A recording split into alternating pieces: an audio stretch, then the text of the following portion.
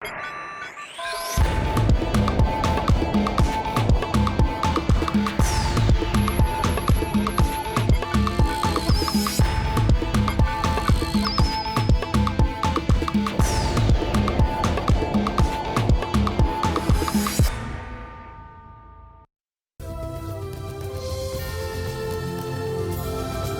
autonome d'Abidjan, une référence internationale. Cette émission vous est présentée par la Sodemi, la porte d'entrée du secteur minier ivoirien.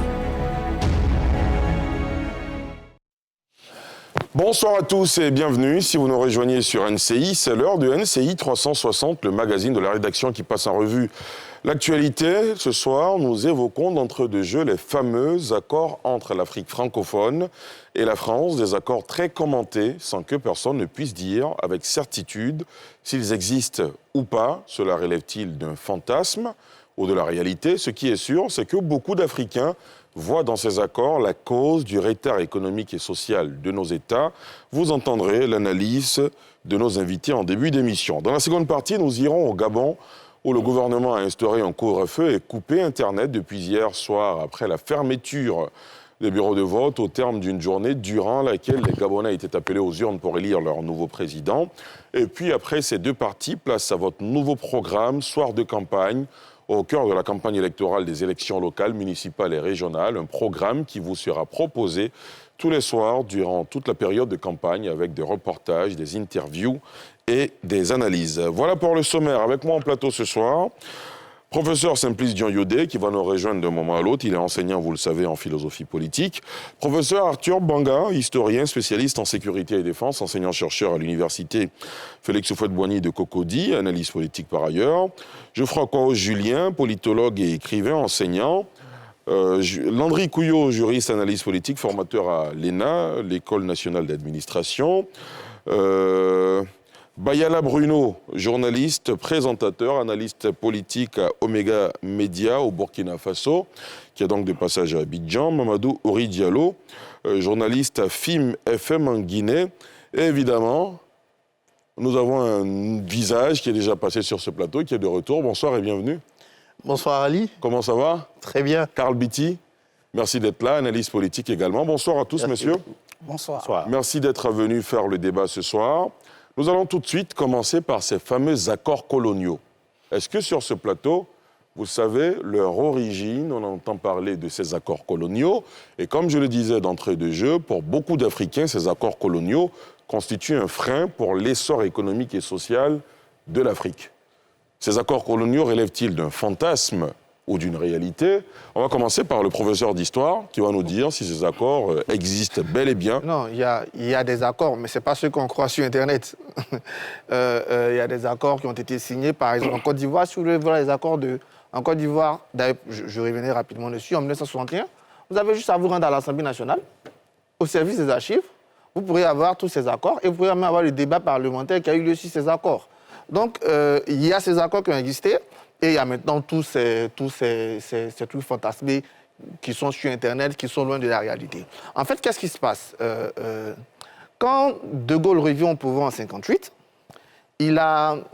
il dit ceci. C'est assez intéressant, on peut le trouver même dans l'ouvrage. On parle beaucoup de Foucault, mais très peu l'ont lu et très peu lisent des travaux sérieux sur lui. Vous pouvez lire Foucault parle, qui est assez intéressant.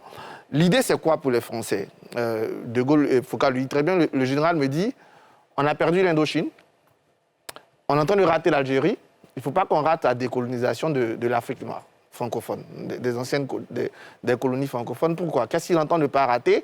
Conserver l'influence française. Voilà. Et donc, il va s'installer un premier processus qui sera d'abord la communauté, dans lequel ils vont essayer de garder un certain lien, mais qui ne va pas marcher longtemps, et arriver à l'indépendance. À l'indépendance, il y a donc une question pour les Français. Comment maintenir notre influence, maintenir nos intérêts dans cette indépendance-là? Et donc, la parade que De Gaulle trouve, c'est dit, ces États-là sont en train de naître. Ils ne sont pas encore mis sur place.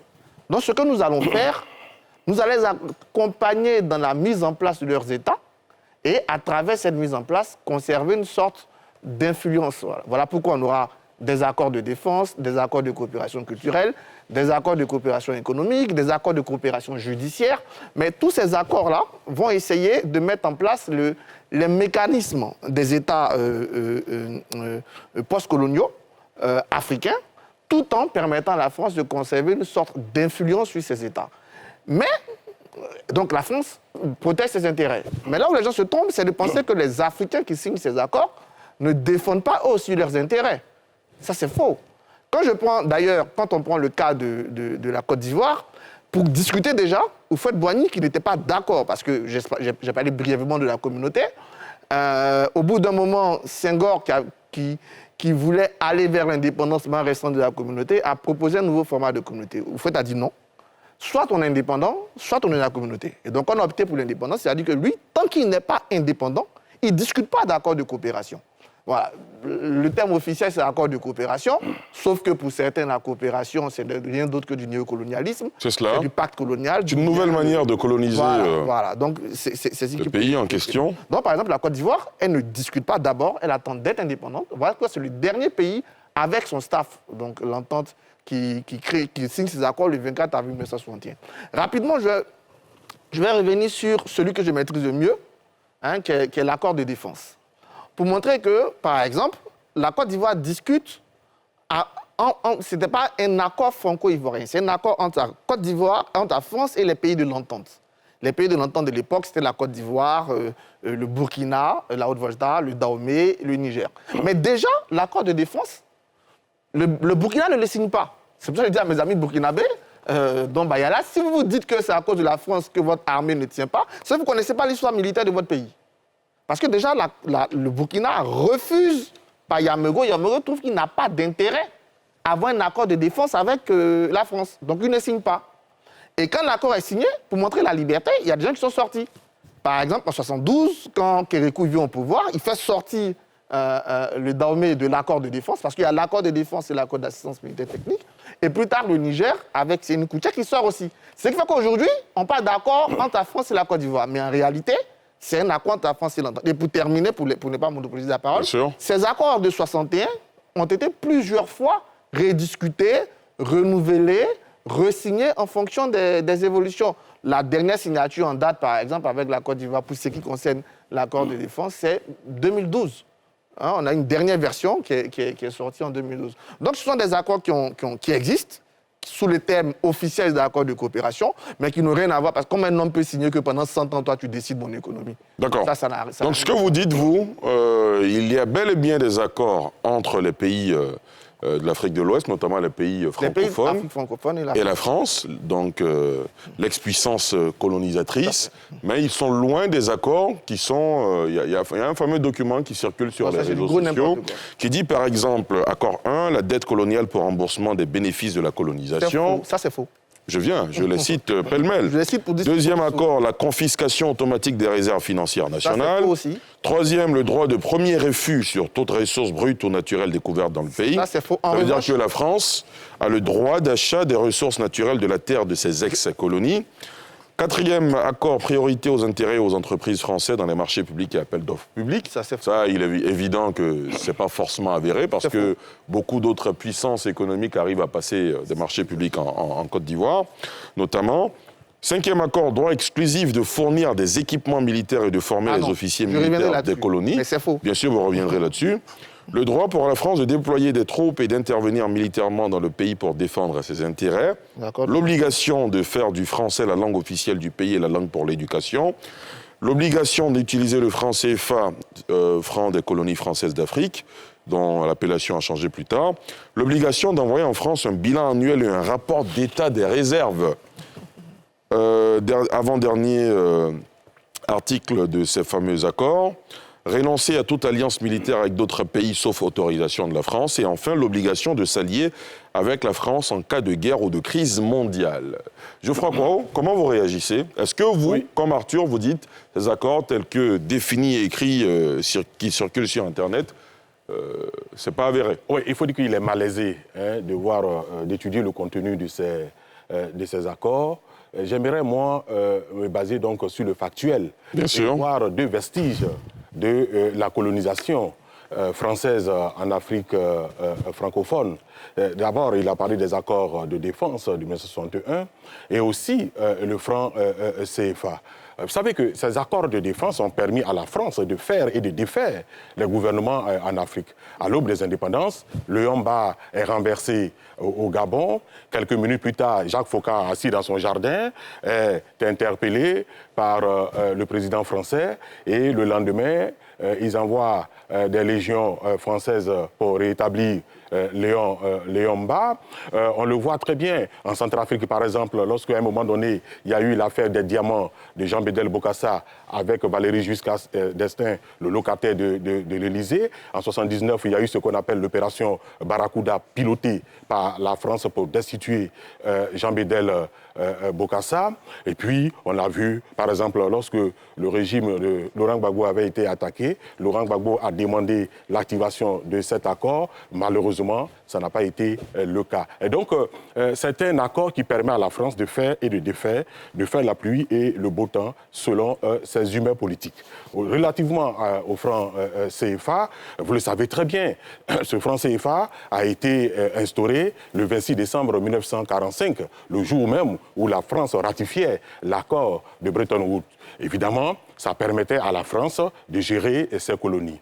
Mais les indépendances advenues, la France a maintenu le franc CFA, qui est devenu après la communauté financière africaine, ou bien la communauté de la coopération financière en Afrique, selon que nous sommes en Afrique de l'Ouest ou en Afrique centrale. Et le problème, c'est qu'aujourd'hui, ce franc CFA pose le problème de la souveraineté. On est souverain que lorsque on dispose d'un certain nombre de pouvoirs, ce qu'on appelle les pouvoirs régaliens, entre autres battre monnaie. Et on le constate très bien, aucun pays de la zone franc ne figure parmi les premiers partenaires économiques de la France en Afrique, qui sont le Nigeria, l'Afrique du Sud et d'autres pays. Et deuxièmement, quand on regarde aujourd'hui les 10 pays les plus avancés, les plus développés, et en termes de PIB en Afrique, on a le Nigeria, on a l'Afrique du Sud, on a l'Algérie, on a la Tunisie, on a l'Éthiopie, on a le Kenya, on a le Ghana, on a la Tanzanie. Nulle part, aucun des États qui utilisent le franc CFA ne figure parmi les 10 premières économies africaines. Autrement dit, il y a lieu aujourd'hui de revoir le contenu et des accords de défense et du franc CFA. Oui, ils ont été. Très bien. Landry Couillot, je reviendrai à vous, Arthur. Alors, comme disait Kwao, il serait malaisé de parler de manière formelle d'accord, puisque personne ne serait en capacité de vous produire. Ah non, si, ils sont produits. Non, je dis qu'ils sont produits. Tel que je parle des accords, Tel que formulés et qui circulent sur les réseaux sociaux. Personne ne pourrait vous dire les voici. Personne. Ça, c'est une réalité. Donc, du coup, je suis malaisé, une situation inconfortable. Du coup, on aurait l'impression que cela procède du fantasme. En tout état de cause, il faut donc apprécier les relations qu'entretient la France, au cas d'entretenir la France, depuis les indépendances. Ces relations-là, au-delà des accords réels et formels, procèdent de la mise en œuvre de l'exercice du pouvoir d'État selon les régimes en place. Parce que c'est le fait de l'homme, et non pas le fait du droit.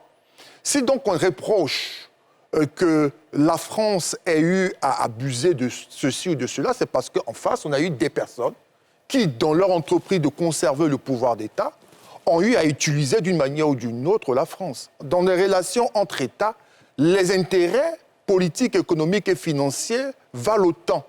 Par voie de conséquence, il n'est pas juste de pouvoir indexer l'État français, il faut plutôt indexer autant les dirigeants à un moment donné de l'histoire. Ça, c'est important, il faut rétablir les choses. Parce que c'est trop facile de pouvoir indexer, accuser, juger et condamner. Non.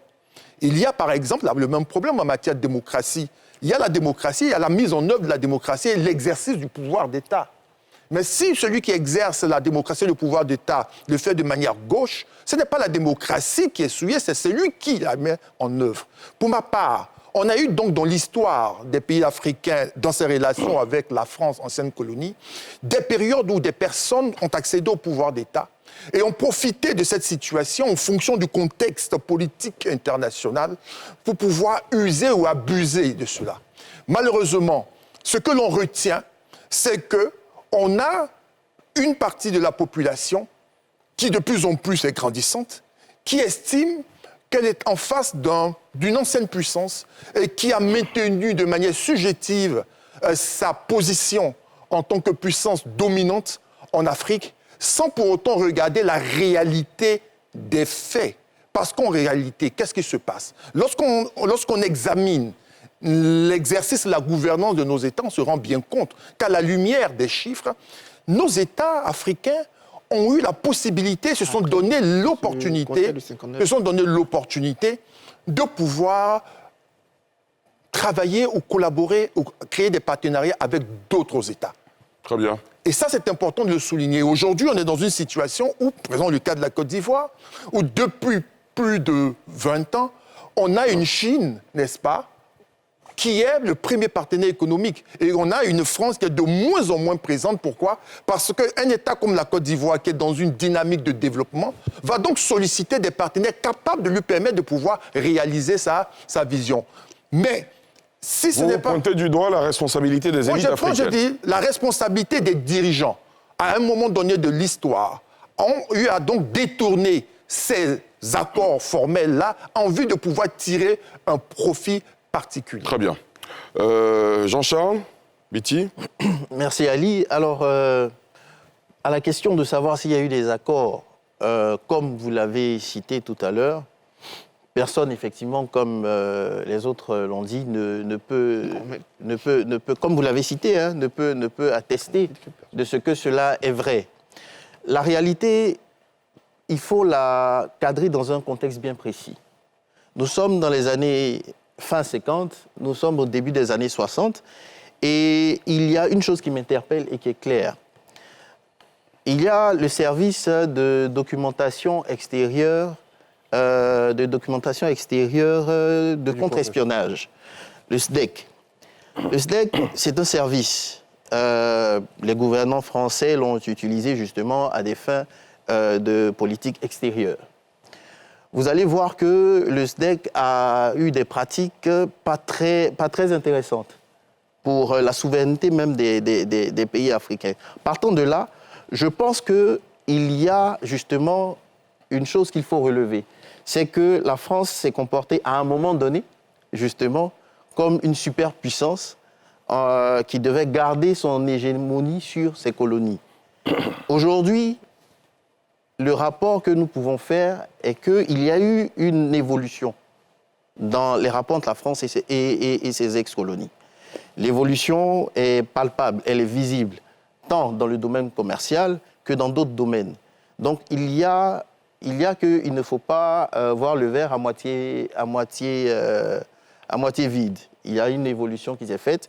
Et je pense qu'Houphouët-Boigny, le 4 novembre à Paris 1981, le disait, dans les années à venir, les choses vont changer. Donc s'il a dit publiquement, ça veut dire qu'il y avait aussi un ras-le-bol aussi à son niveau qu'il avait à l'intérieur de lui qu'il fallait dénoncer.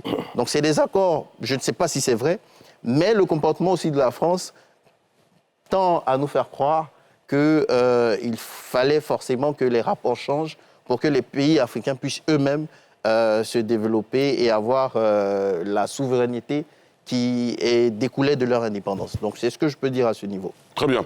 Bayala Bruno, je le rappelle, vous êtes journaliste, présentateur télé, analyse politique à Omega Média au Burkina Faso. Vous venez donc d'un pays qui a connu un coup de force très récemment, qui a vu la montée en puissance du capitaine Ibrahim Traoré, qui aujourd'hui dirige le pays. Dans ce pays de l'Afrique de l'Ouest, effectivement, beaucoup de jeunes ont donné de la voix pour dénoncer ces accords coloniaux. Quand vous entendez ces analyses sur ce plateau, comment vous réagissez? Bon, je dirais simplement déjà que le problème était déjà perceptible depuis longtemps. Parce qu'au Burkina, par exemple, je pense que la population aussi a participé à ce que ces accords puissent être dénoncés. Quand on prend le cas du Burkina Faso, on en parlait depuis longtemps. Lorsque le président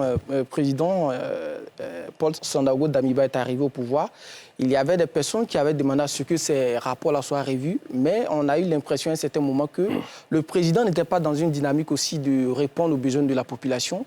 Et quand le président Ibrahim Traoré est arrivé, il s'est rendu compte que la population souhaite un changement au niveau des rapports avec la France. Automatiquement, les choses sont parties rapidement. Donc aujourd'hui, quand j'écoutais tout à l'heure Atu qui disait que ce n'est pas forcément la solution, aujourd'hui le Burkina a décidé par exemple de dénoncer certains accords.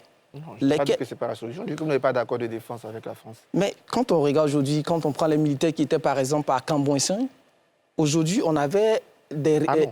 On avait des faits aujourd'hui qui montraient effectivement que certains partenariats avec la France aussi n'arrangeaient pas le Burkina. Et donc Ibrahim Traoré, ayant compris cette aspiration de la population, a décidé de dénoncer certains accords. Et malgré tout, il y a aussi des voix qui s'élèvent contre ces accords-là, des voix qui estiment qu'on n'aurait pas dû aller de telle manière, on aurait dû aller avec d'autres partenariats. Mais la transition est dans une dynamique aujourd'hui d'une diversification des partenariats. Voilà un peu comment est-ce que ça se passe avec certains accords. Quand on prend l'accord de la défense aujourd'hui, on tasse le Burkina de vouloir travailler seulement avec la Russie. Pourtant, il y a certains accords où le président aussi arrive quand même à tisser certains partenariats dans la lutte contre l'insécurité. C'est une réalité aujourd'hui. La population, il y a eu véritablement un changement au niveau de la lutte contre l'insécurité au Burkina. D'accord. Mamadou Ori Diallo, vous êtes journaliste à FIM FM en Guinée. Le pays a également connu, il y a un peu plus de 2 ans maintenant, un coup de force qui a vu le renversement du professeur... Un peu moins. Du professeur Alpha Condé. Et aujourd'hui, le pays est dirigé par le colonel Mamadi Doumbia. Est-ce qu'il y a le même ressentiment, comme au Burkina Faso, chez vous, en Guinée-Conakry? Non, il ne peut pas y avoir le même ressentiment, d'autant plus que, je veux dire, l'histoire prouve que la Guinée, depuis le 26 août 1958, Sékou Touré a donné les couleurs de ce qu'il voulait pour la Guinée. Je crois qu'il y a eu un rapprochement dans l'histoire. L'indépendance tout de suite, et le 2 octobre déjà, elle a été proclamée. C'est donc, cela. Ça veut dire que la France a plié ses bagages, les sorties. Donc en réalité, on n'est pas sur cette liste parce que j'ai fouillé tout à l'heure, on n'y est pas. Et on ne peut pas y être déjà que la Guinée y est sortie depuis avant. Mais en journaliste, moi, la question que je pose, dites-nous, est-ce que ces accords ont été imposés à ces pays de la même sorte que le colonialisme a été imposé au continent? Parce qu'on est d'accord, et c'est une évidence, que la colonisation a été, si vous voulez, un drame, une catastrophe, un désastre pour l'Afrique. Mais nos États sont arrivés à s'y soustraire à travers, justement, les indépendances que nous avons eues. Une fois qu'on est indépendant, je pense que le colon vous dit, vous êtes libre de disposer de votre territoire, libre de décider de votre sort, et à partir de là, on rentre dans les jeux diplomatiques de coopération. Tout à fait. Et c'est ce qu'il disait tout à l'heure. Donc les chefs d'État sont soi-disant élus, ils sont libres de négocier avec la France. Donc on vous propose par exemple la communauté, vous rentrez dans la communauté, après c'est l'indépendance. Donc à travers les coopérations multi- ou bilatéraux, vous signez des accords. De mon point de vue, on ne leur a pas imposé ces accords-là. Et dès lors qu'ils les ont signés, ces premiers chefs d'État sortis de l'indépendance, ça devient une sorte d'héritage pour la nouvelle génération de chefs d'État qui arrivent. Donc il faut les assumer. L'héritage, soit on les assumer ou les remettre en cause. On peut tout à fait. On peut les remettre en cause aussi, évidemment, la façon de les remettre en cause. Mais ce que moi je vois aujourd'hui, parce que ce texte que vous avez sous la main, je regarde la date, et je crois que c'est de ce mois-là, ou je ne sais pas, du mois passé, en tout cas c'est 2023. Dans un contexte, si on veut contextualiser, où vous avez quand même des militaires qui font irruption sur la scène publique, qui prennent le pouvoir, c'est en Guinée, c'est au Burkina, c'est au Mali, c'est maintenant au Niger. Et je comprends que c'est tout simplement des éléments de légitimation de leur pouvoir pour tout simplement, vous voyez, ressortir le même discours anti-français et tout le reste. Mais pour moi, ça ne colle pas assez bien à la réalité. Les historiens pourront le dire. Est-ce qu'ils ont existé effectivement ou pas? Mais si on veut les remettre en cause, il y a une façon. Parce que quand on prend par exemple les réserves, je ne sais pas, monétaires à la Banque de France, je pense qu'à un moment donné, les pays de la CEDEAO, de l'espace CEDEAO, à travers leurs chefs d'État, ont voulu mettre en place une monnaie commune. Il y a une démarche et un mécanisme qui est mis en place pour arriver à ce fameux, je ne sais pas si c'est ECO. La monnaie ECO, oui, en effet. Et puis, les accords de défense. Si chaque pays a signé de façon singulière des accords de défense avec la France, à un moment donné, vous pouvez revenir là-dessus, mais de façon peut-être, si vous voulez, négocier. Mais pour moi, je pense qu'on ne peut pas dissocier ça au contexte actuel qui est que vous avez des militaires au pouvoir qui sont tous vent debout contre la France et qui veulent la bouter dehors. Ce que vous dites, c'est qu'il y a de la manipulation à des fins de propagande, justement, pour servir les régimes militaires qui se sont installés. Le contexte politique actuel dans notre espace n'est pas assez étranger à la montée de ce discours-là. Parce que regardez, bien entendu... Oh, c'est l'inverse. C'est la montée de ce discours, justement, qui a suscité le contexte dans lequel nous sommes. Professeur Arthur Banga. J'ai la chance d'avoir lu les accords, d'avoir lu les PV des négociations de ces accords. Les accords existent. Je dis en Côte d'Ivoire, vous allez à l'Assemblée nationale, puisque moi, quand j'ai commencé ma thèse, c'est à l'Assemblée nationale que j'ai parti tirer tous ces accords-là. Les PV des négociations, ils se trouvent dans ce qu'on appelle les fonds FOCA, qui sont à Pirfit, Saint-Denis, aux archives là-bas. J'ai pris tellement de notes que je vais revenir sur certaines zones. Il a parlé de souveraineté. Mais dès 1958, Doudou Thiam, ministre de l'économie et des finances du Mali, il n'y a pas de Malien sur la table, a été envoyé par les pays francophones. Le premier problème qu'ils ont posé au CFA, c'était la question de la souveraineté et la question du pouvoir discrétionnaire de la France sur le franc CFA. C'était le premier débat. D'ailleurs, quand on fait les accords, on ne les signe pas le jour, les négociations ont eu lieu à Niamey, on ne les signe pas ce jour-là, parce qu'il y a des désaccords sur le franc CFA et sur l'accord de défense. Comme je viens de le dire, il y a des débats. Il a parlé de l'exclusivité. En réalité, l'exclusivité fait partie du débat. Les Français voulaient l'exclusivité de la livraison d'armes. Les gars ont dit non. Comment vous allez avoir l'exclusivité de la livraison? On était déjà en 1960. On dit non, on ne veut pas d'exclusivité. Et comme dans tout accord, on discute et ils ont dit bon, priorité. Mais pas exclusivité. Les matières premières, voici ce qui est écrit dans les accords de défense.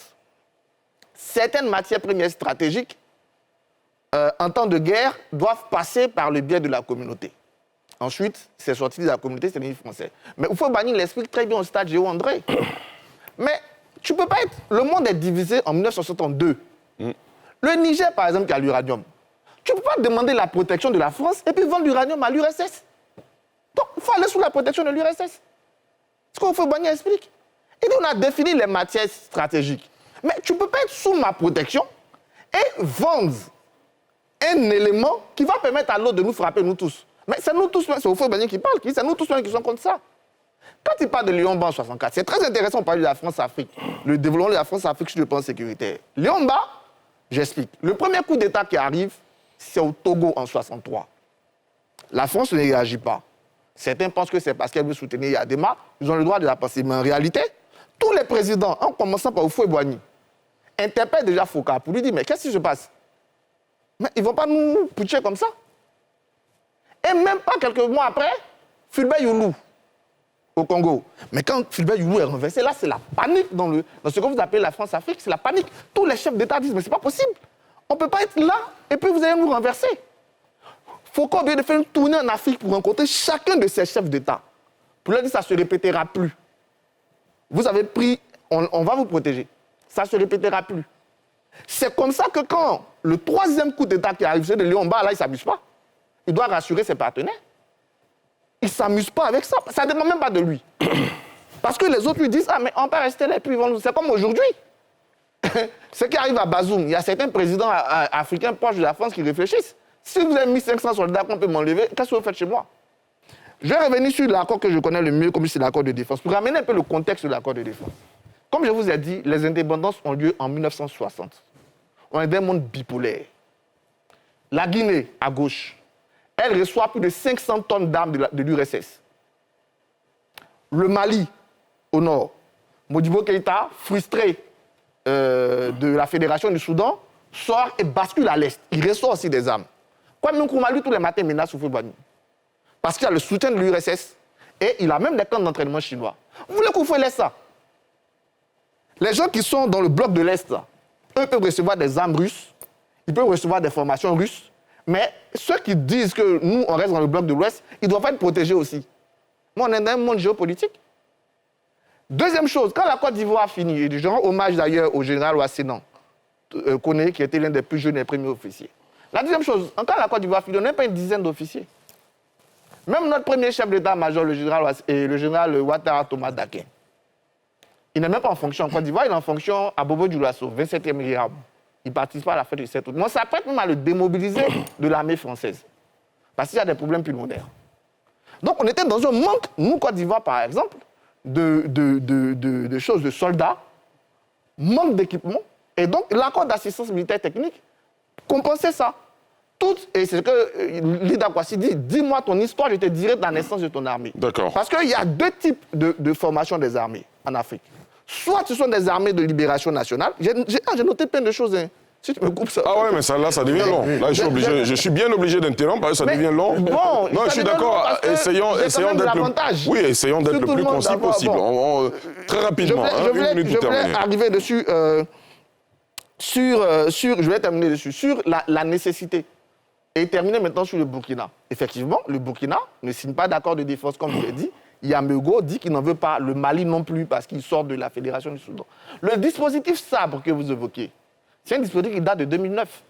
Donc, ce n'est pas l'accord de 1961. En 1961, le seul accord que le Burkina signe, que tous les pays signent, c'est l'accord d'assistance militaire technique. Parce que l'accord d'assistance militaire technique, c'est en fait, je donne de la formation à tes hommes qui viennent à Melun. J'ai même croisé deux officiers burkinabés à Melun au mois de juin, à la fête des frères d'armes. Je te donne des armes quand tu n'en as pas. La plupart des armes qu'on a eues, c'était déjà des armes de l'armée coloniale.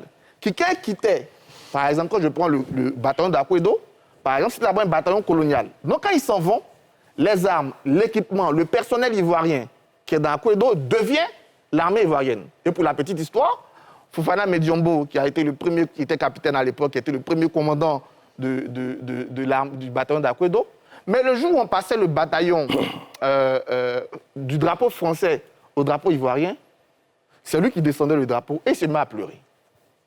Mais il pleure à chaudes larmes. Et Jean Bani, qui était ministre à l'époque, lui dit, mais après il le reçoit, il dit, mais mon capitaine, mais vous ne pas vous mettre à pleurer comme ça, c'est d'être un jour de joie, on donne l'unité à la Côte d'Ivoire, vous pleurez. Vous savez ce qu'il lui répond? Il dit, moi je suis rentré dans l'armée française en 57, en 52. Je me suis battu en Indochine. Je me suis battu en Algérie. J'ai risqué ma vie pour un drapeau français. Et maintenant, vous donnez un drapeau que je ne connais pas. Et ça ne vous choque pas que je pleure.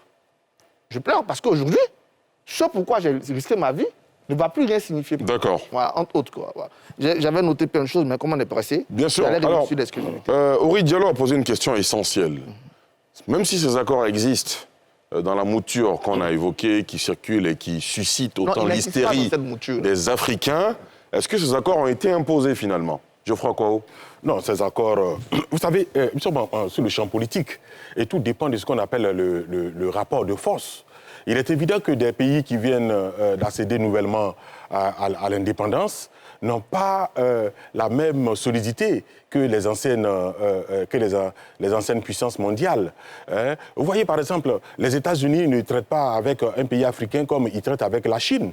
Vous voyez bien, parce que ce sont deux puissances égales. Il y a l'équilibre, n'est-ce pas, des forces, que ce soit politique, économique, culturelle et autres. Donc, il y a l'élément, le rapport de force qui est important. Donc, tout à l'heure, Arthur disait quelque chose. Et il dit que, écoutez, tout ça s'est passé dans le cadre de la bipolarisation du monde, c'est-à-dire de la guerre froide. Mais la guerre froide est finie depuis 1989. Mais les accords ne sont plus les mêmes. Attendez, s'il vous plaît. Les accords sont finis depuis 1989. Et la guerre froide est terminée depuis 1989. 33 ans plus tard, il n'y a plus nécessité de vouloir protéger quoi que ce soit. Vous comprenez bien. Qu'est-ce qu'un État? Un État, c'est la souveraineté. Qu'est-ce que signifie la souveraineté sur le plan interne? C'est l'égalité des États, ce qui a pour corollaire la non-ingérence dans les affaires intérieures de chaque État. Autrement dit, chaque État est libre de définir sa politique. C'est cela. Surtout dans les domaines régaliens. Mais c'est le cas. Vous comprenez bien. Et donc, aujourd'hui, les pays africains disent à la France, nous sommes des États égaux, nous allons discuter à égalité. Par exemple, je ne vois pas... Quand vous prenez par exemple les autres colonies, la France n'a pas été la seule puissance coloniale en Afrique. Prenez par exemple les colonies lusophones, que ce soit l'Angola, le Mozambique, la Guinée-Bissau, le Cap-Vert. Mais il n'y a pas ces accords de défense. Le Portugal ne s'intéresse pas à la politique intérieure de ces pays. Il n'y a pas de monnaie portugaise pour ces pays-là. Quand vous prenez les pays anglophones, le Ghana a sa propre monnaie, la Sierra Leone a sa propre monnaie, le Libéria a sa propre monnaie, le Nigeria a sa propre monnaie. La Guinée aussi. Vous comprenez? Mais est-ce que toutes ces monnaies sont... La Guinée a sa propre monnaie. S'il vous plaît, est-ce que toutes ces monnaies sont viables finalement? Mais évidemment, toute monnaie est viable. Je vais vous donner un exemple. Oui. Prenons les deux premières puissances économiques de l'Afrique de l'Ouest. C'est le Nigeria et le Ghana.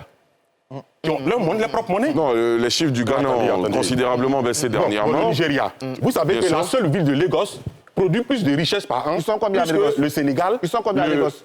S'il vous plaît. Bon, il pose une question. Il demande ils sont combien à Lagos. On a bien entendu votre question, mais laissez-le terminer. Il veut parler de la population. Non, mais c'est pas une question de Il veut dire que c'est une question importante. S'il vous plaît, monsieur. S'il vous plaît. C'est une question importante dans la production de la richesse. Pas faire du coq à l'âne, non. Non, s'il vous plaît. Vous n'allez pas faire un débat. Il n'y a pas de...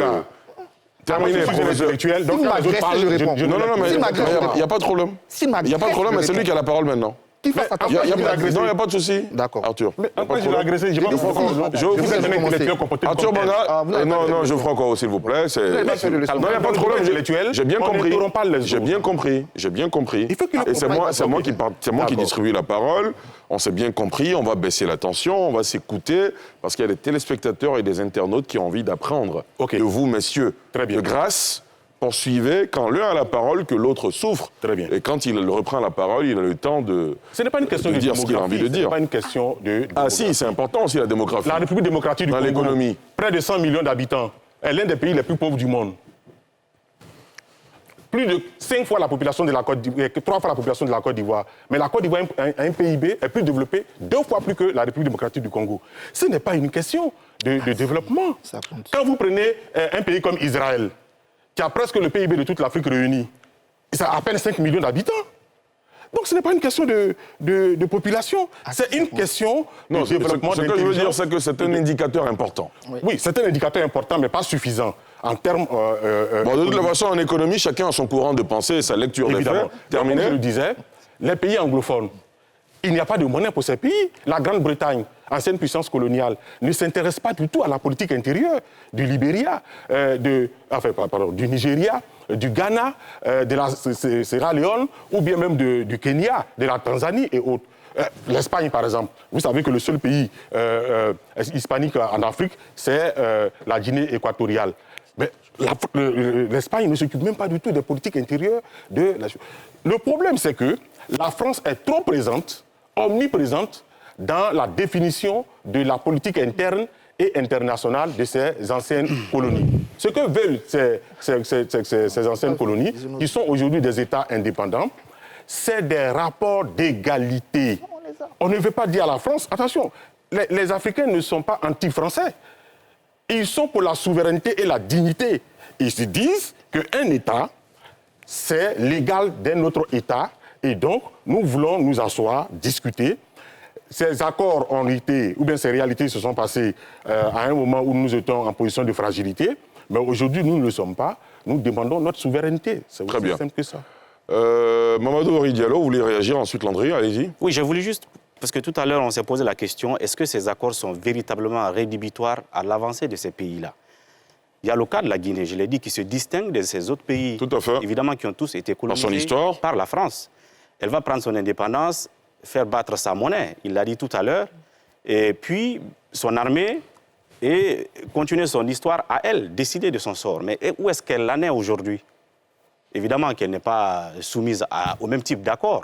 Est-ce qu'elle est devenue l'aspiration qu'on lui a vendue à l'époque, un pays développé économiquement et tout le reste? On sait ce qu'est la Guinée aujourd'hui, évidemment. C'est un vrai contraste, en tout cas, avec le développement que faisait Geoffroy Kouao tout à l'heure. Je ne pense pas qu'on puisse dire effectivement que cela soit rédhibitoire à l'avancée de ces pays. Je prends un exemple, ce n'est pas parce que je suis à Abidjan. La Côte d'Ivoire, justement, fait partie de ces pays. Est-ce qu'aujourd'hui, on peut dire qu'elle est restée là où elle était en 1960 ou en 1961? Je prends le Sénégal, par exemple, aussi. Est-ce que le Sénégal est resté, si vous voulez, au même endroit en termes de développement, dans l'échelle de développement, qu'elle n'a pas un tout petit peu avancé, comme quoi ces accords auraient pu, justement, l'arrêter dans sa progression, comparativement, par exemple, à un pays qui n'a pas eu cet accord et qui, donc, bénéficiait des mêmes opportunités de se développer. La substance de votre analyse, c'est de dire que ce ne sont pas les accords qui constituent le problème. Ce sont les élites, effectivement, qui ont dirigé les gouvernants et tout le reste. Landry Couillon. Ali, je répète mon propos. Il faut relativer. C'est important de le faire parce que si on est dans une position manichéenne, on n'aura pas le juste milieu. Ce sont les hommes qui animent les États. Et ce sont eux qui font de la loi ou des actes ou des accords, des coutumes, ce qu'ils en veulent. Le contexte est que nous avons des États naissants fragiles. Succession de coups d'État, on craint, soit même à l'intérieur, on n'arrive même pas à construire un État-nation puisqu'on est fabriqué. On a donc besoin de pouvoir sécuriser son État, protéger cet acquis. On va donc détourner ces accords-là, signés de manière libre et souveraine, à l'effet d'en tirer le maximum de profit. Vous avez en face de vous, vous n'avez pas des anges. Vous avez des hommes d'État qui ont aussi des intérêts particuliers. Qui n'ont Dieu que pour leurs intérêts, finalement. Exactement. Donc, du coup, au-delà de la question purement formelle et, je ne vais pas dire angélique, mais qui se veut construire selon une certaine éthique, il y a des gouvernants qui ont des pouvoirs plus ou moins fragiles, qui ont besoin de perdurer au pouvoir et qui vont donner l'opportunité, ouvrir une brèche à la puissance coloniale à l'effet de pouvoir accentuer sa suggestion, sa puissance et son hégémonie dans ces États. Il est important de prendre pour référence le propos de Félix Houphouët-Boigny le 4 novembre 1981, comme disait Biti tout à l'heure. Au sorti ou à l'issue de la conférence des chefs d'État de France et d'Afrique, une conférence mutuelle est organisée à laquelle participent Houphouët, Mitterrand et Mobutu Sese Seko. Le propos d'Houphouët-Boigny, il est évocateur. En ce sens où si tout va bien, Houphouët ne rappelle pas les dangers de la mise en œuvre de cette coopération avec la France, qui est plutôt de l'ordre de l'assistance, au lieu de pouvoir permettre aux États africains de eux-mêmes gagner en autonomie, plus en indépendance économique. Houphouët le rappelle. Mais il ne s'arrête pas à faire cet état des lieux. Houphouët, après avoir interpellé la France, ce partenaire-là privilégié, lui dit « Attention, dans quelques années, dans quelques décennies, les rapports vont forcément changer, donc vous avez besoin de vous adapter. Car nos enfants n'accepteront pas ce que nous avons accepté. Nous avons accepté parce que le contexte s'y prêtait, parce que nous n'avions pas la possibilité de faire autrement. Mais nous avons mis en place un système au niveau de nos États à l'effet de pouvoir leur permettre de gagner en connaissance, en instruction, en fierté, en capacité de discuter avec vous. Aujourd'hui, l'histoire donne raison à Houphouët-Boigny, car nous avons été formés. Nous sommes en capacité de lire, de comprendre. Nous sommes en capacité de pouvoir savoir ce dont nous avons besoin et de pouvoir le faire savoir de la manière la plus élégante possible. Aujourd'hui, il est vrai que les peuples d'Afrique, tous, quelle que soit leur position, souhaitent avoir leurs États en capacité eux-mêmes de pouvoir produire et leurs gouvernants pouvoir aller dans le sens de ces peuples-là. Aujourd'hui, l'interrogation à se faire est celle-ci. Comment voulons-nous gagner cette indépendance totale ou l'achèvement de cette indépendance? Est-ce de manière brutale ou alors c'est dans une démarche beaucoup plus pacifique, transformationnelle, mais cela va donc dépendre de ceux qui sont aujourd'hui désignés pour être nos gouvernants. Qu'est-ce qu'ils nous offrent? Comment mettent-ils en œuvre le pouvoir qui leur est mis à disposition à l'effet de pouvoir traduire les aspirations de populations ou des peuples d'Afrique de sorte à ce qu'on ait une Afrique ou des États africains capables de pouvoir transformer leurs richesses, leur potentiel économique et de pouvoir offrir à leur population ce dont celles-ci ont besoin. D'accord, très bien. Jean-Charles? Alors, Ali, il faut, comme Landry l'a dit, il y a une partie sur laquelle je suis vraiment d'accord avec lui, c'est que quand on contextualise ces accords, on se rend compte que la puissance qu'était la France, d'ailleurs, quand elle vient proposer ces accords, n'est plus la même. C'est-à-dire, on est au lendemain d'une débâcle au niveau de la guerre d'Indochine. Donc, quand la France se présente là, devant une Afrique qui a soif, justement, d'indépendance, devant l'Afrique du Nord également, qui était une colonie de peuplement, qui, elle aussi, se soulève brutalement. Et comment garder, effectivement, cette influence? Toute la question est là. Mais aujourd'hui, nous sommes, on va dire, en 2023. Comment avons-nous évolué depuis lors jusqu'à aujourd'hui? Beaucoup de choses se sont passées.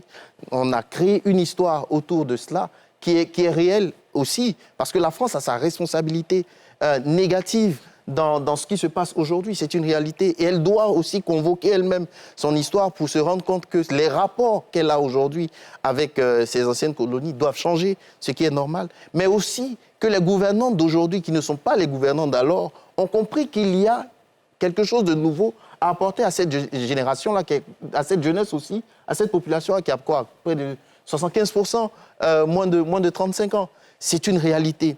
Et je voudrais aussi... Et c'était ça le fondement du sommet de Montpellier. Et Exactement. Et 2021. Justement. effectivement, je pense que voilà. Terminé, vous avez terminé? Alors, pour terminer, je veux dire, nous sommes dans un contexte, aujourd'hui encore, nous sommes dans un contexte comme en 1958 ou au début des années 60. La Russie est redevenue une puissance très forte. Elle est en train de créer aussi un bloc à son niveau. Les Occidentaux ont leur bloc. L'Afrique est la proie idéale de tous ces deux blocs. Où, dans quel côté de l'histoire nous allons nous situer aujourd'hui en 2023? Moi, je pense qu'à charge aujourd'hui, à nous, Africains, de pouvoir saisir l'opportunité d'être, si vous voulez, les meneurs du débat. Parce que, quoi qu'on dise, l'énergie, les ressources naturelles, les ressources se trouvent en Afrique. Donc, les gens viendront. Ces grandes puissances viendront. Mais aujourd'hui... Elles ne viendront pas, elles viennent déjà. Bon, quand je dis elles je veux dire qu'elles nous draguent. Elles veulent qu'on soit du bloc de l'Est ou du bloc de l'Ouest, dans tous les cas de figure. C'est à nous de montrer que nous pourrons réécrire notre histoire différemment d'hier. Parce que nos pères, les pères de l'indépendance, n'avaient pas le choix. Nous, aujourd'hui, on a le choix. Il y a la démocratisation de l'information. On a des talents, on a des idées. On peut aujourd'hui nous développer sans forcément une trop grande assistance. Je pense que c'est ça le grand débat. Et malheureusement, la grande France, quoique je l'aime, devra bien entendu aujourd'hui se rendre à l'évidence que les années d'hier ne sont plus celles d'aujourd'hui et les hommes d'hier ne sont pas ceux d'aujourd'hui. Professeur ? Quand on parle de l'évolution, c'est vraiment méconnaître l'histoire entre la France et l'Afrique. C'est jamais un fleuve tranquille, l'histoire entre la France et l'Afrique. Je prends le simple cas de l'accord France-Entente de défense. Je dis en 61, qu'on va signer, on doit être 5. Nous sommes 4 qui signons. Il y a déjà un qui dit qu'il ne signe pas. Yamero. En 72, il y a un deuxième qui sort. Kérékou, 72-75. Il y a Séni Kountia qui sort. Et en 75, il y a même même le Sénégal, tout cela change. Le seul pays qui ne change pas, c'est la Côte d'Ivoire. Vous pouvez décider de ne rien toucher à l'accord de défense, de le laisser tel quel. Donc, l'accord sur le franc CFA, mais au début, le siège de la BCEAO était en France. Au début, même, il n'y a même pas d'Africains dans le conseil d'administration. Aujourd'hui, c'est les Français qui ne sont plus dans le conseil d'administration. C'est que j'explique. Je suis toujours étonné quand on parle d'évolution. Il y a toujours eu, et je prends le cas de la dernière chose, en Côte d'Ivoire par exemple, notre dernière version date de 2012. Dans cette version, on a enlevé tout ce qu'il y a autour des matières premières, tout ça, c'est plus dedans. Donc, c'est en perpétuelle discussion. Et renégociation. Renégociation. Il y a une négociation, renégociation, renégociation, mais combien de fois? Donc, quand on me dit que ça n'évolue pas, je suis toujours stupéfait. Maintenant, du point de vue, quand j'entends que c'est la France qui définit la politique intérieure de la Côte d'Ivoire, je me dis, mais disons, nous sommes dans quel siècle? Comment la France va définir la politique intérieure de la Côte d'Ivoire aujourd'hui? C'est pas possible. La Côte d'Ivoire est un pays souverain, qui a d'ailleurs toujours été souverain, qui décide avec qui elle discute, avec qui elle ne discute pas. Mais aujourd'hui, il y a juste 30, même pas 30 ans, 20 ans, tu es soutenu par la France. Il y a 1500 soldats français dans ton pays. Il n'y a pas coup d'État contre toi. Il y a 20 ans, il n'y aurait pas eu coup d'État contre Baudao, il n'y aurait pas eu coup d'État contre Bazoum. Mais c'est parce que le monde évolue aujourd'hui qu'il y a ces coups d'État-là. Maintenant, est-ce qu'on évolue suffisamment? Est-ce qu'on doit aller plus loin? Effectivement, oui. L'exemple même de cette évolution, c'est l'accord de coopération culturelle. Bon, je ne sais pas, peut-être Geoffroy qui est un ancien, mais les premiers qui partaient au lycée, les classes au lycée étaient remplies de professeurs français. Moi, jusqu'en 4e, Mme Belaïch, c'était une blanche qui était ma prof de français. Mais aujourd'hui, il y a un professeur français. Va dans les premiers lycées de Côte d'Ivoire, va au lycée classique, vous allez dire que les professeurs aujourd'hui sont des Français. Il n'y en a pas. Comme tu l'as dit, en 81, Oufou l'a dit, mais c'est ce qui a été pris. Je suis d'accord. Un accord, il est juste par rapport à son contexte. Quand le contexte évolue, mais si aujourd'hui tu as plus d'argent que moi, je ne vais pas aller te chercher tous les matins pour te déposer au bureau. Mais le juge de l'argent comme toi, je te dis, cet accord-là, il ne marche plus. Donc finalement, vous vous rejoignez quelque part sur ce sujet. Ça évolue en fait. D'accord, très bien. Ce n'est même pas la même mouture qu'on a aujourd'hui. Concernant justement, Arthur Banga, concernant justement le contexte, on a Yaya Touré qui nous appelle, lui, de Bingerville, qui estime que justement les accords étaient bons au moment où on les signait. Mais ils n'existent même plus sous cette forme. Ceux qu'on signait en 61, ils ne sont plus les mêmes aujourd'hui. D'accord, très bien. Ça, c'est une autre lecture, c'est une information qu'on porte au débat. Yaya Touré, bonsoir. Bonsoir, monsieur Diarra-Souba. J'espère que je suis entendu. Oui, parfaitement. Nous vous écoutons. Allez-y, rapidement. Alors, donc, Ok, rapidement, ce que je voulais réagir au débat en indiquant qu'effectivement, les accords ne valent que par leur contexte. Moi, c'est vraiment l'avis que je partage. Les accords ne valent que par leur contexte et qu'à l'époque au sortir de la colonisation, on n'était pas, nos dirigeants n'étaient pas forcément en position favorable pour mettre tous les points en notre faveur. Et qu'il fallait donc faire quelque part peu de concessions qui pouvaient être un peu vues au regard du contexte actuel à l'avantage de la puissance colonisatrice. Mais à l'heure d'aujourd'hui, il est forcément nécessaire que les accords soient beaucoup plus équilibrés. Aujourd'hui, nos États ont la possibilité, on la possibilité d'échanger avec d'autres partenaires. Et c'est ce qu'on voit aujourd'hui en Côte d'Ivoire. Il n'y a pas besoin de chercher loin à voir que la majorité des investissements qui sont réalisés par l'État ivoirien sont essentiellement portés par la Chine.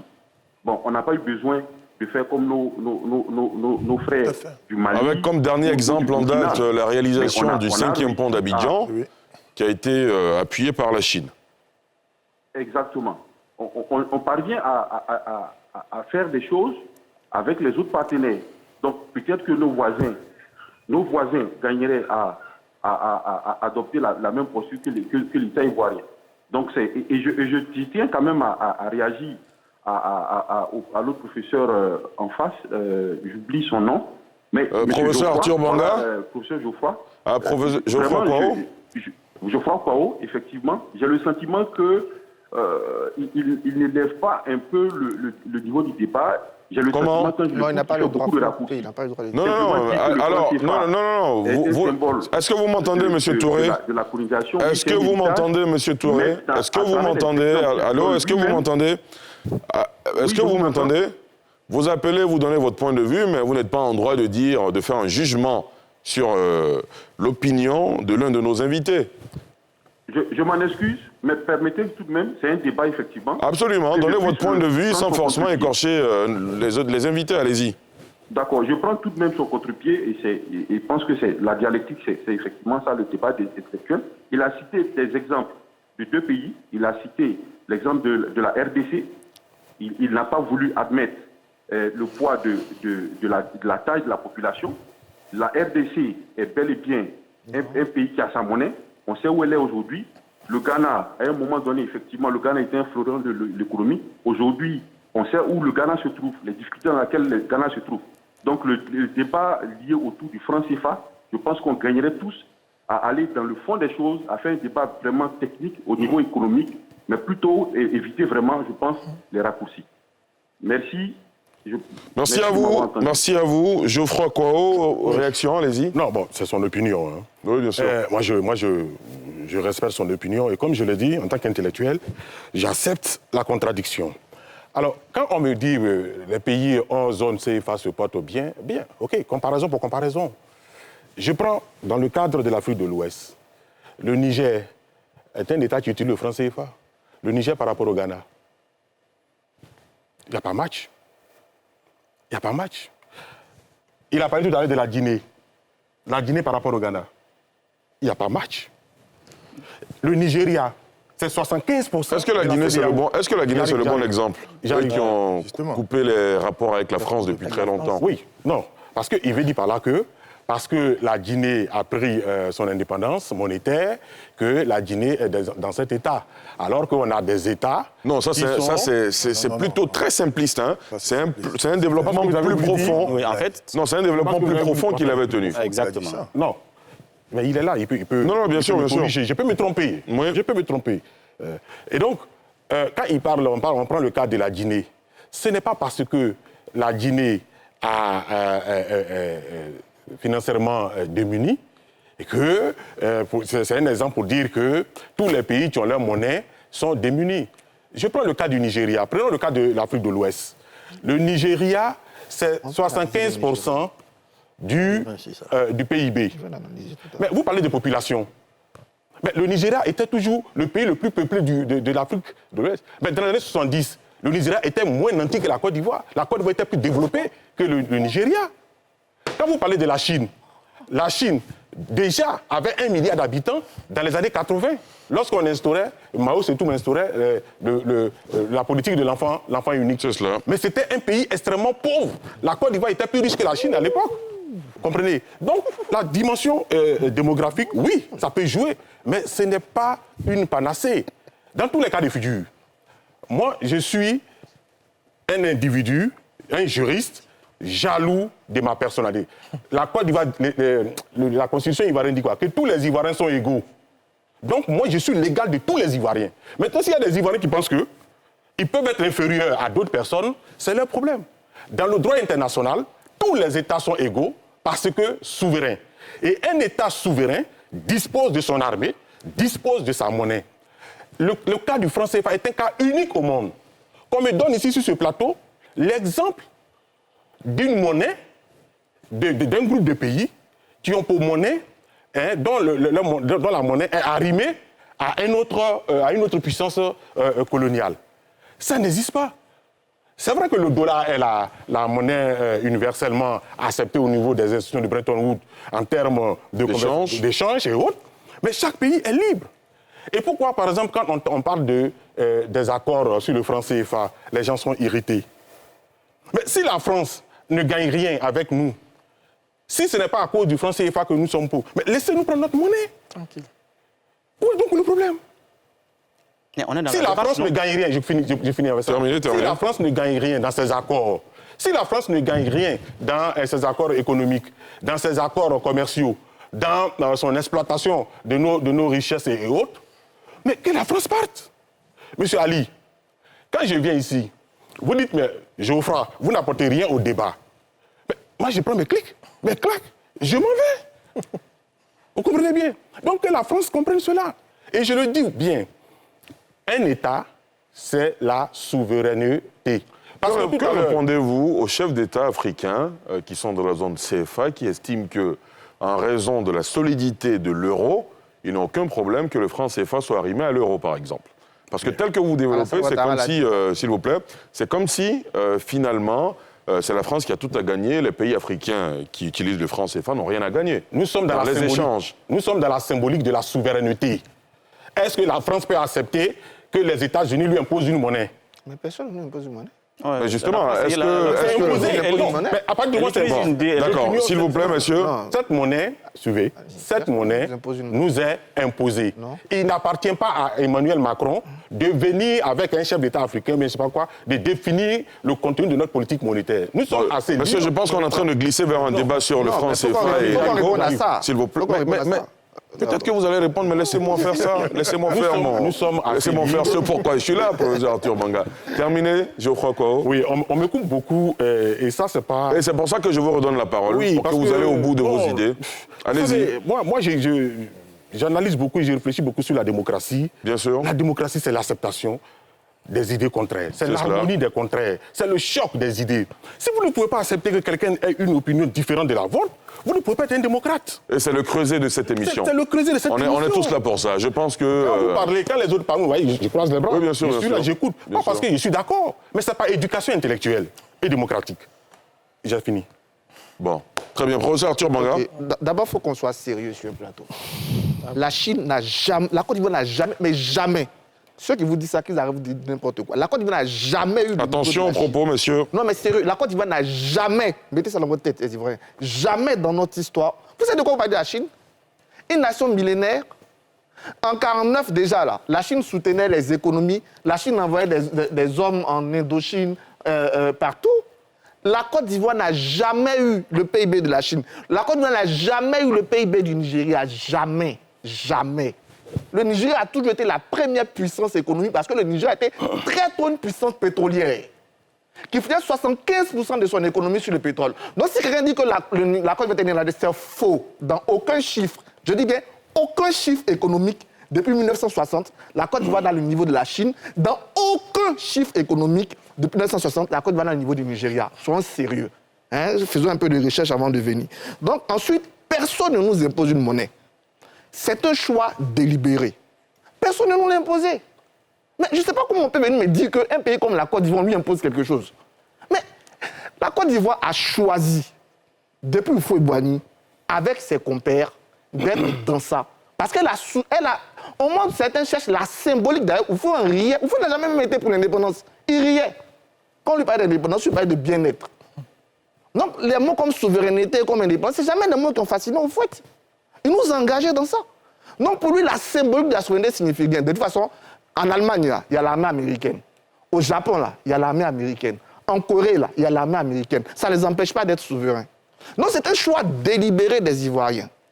Et d'ailleurs, toute l'Afrique de l'Ouest a choisi désormais de migrer vers une monnaie commune. Le premier débat dans cette migration-là même, c'est la stabilité que donne l'euro.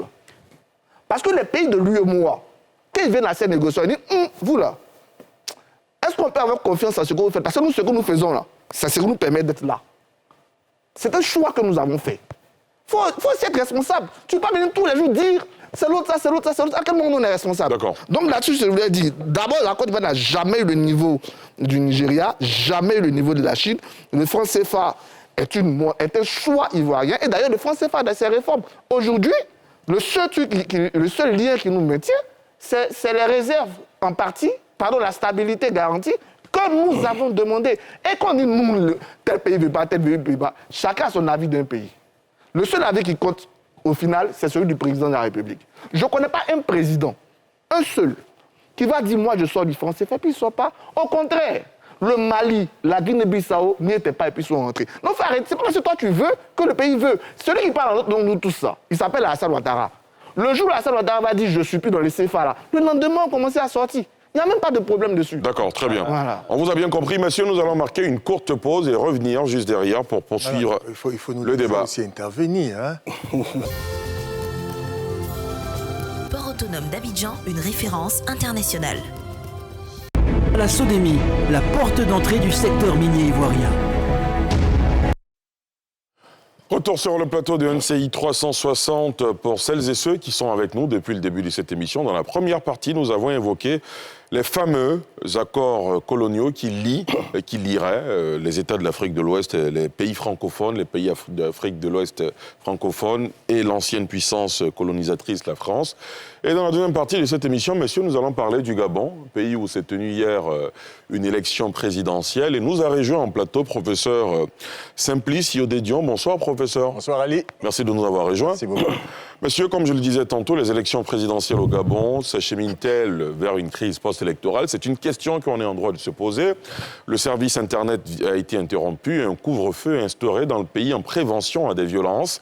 Cette situation fait suite aux déclarations d'Albert Ondo, principal rival d'Ali Bongo, qui dénonce des fraudes massives et redoute, selon lui, qu'on le spolie de sa victoire. On suit les précisions de Pierre Dipomelin et on en parle juste après. Avant même la fermeture des bureaux de vote, le gouvernement gabonais a instauré un couvre-feu de 19h à 6h à compter de ce dimanche et a coupé la connexion Internet. Raison évoquée, des risques de violence. Ces mesures drastiques interviennent après qu'Albert Ondo Ossa, candidat de l'opposition aux élections présidentielles, ait crié à la fraude.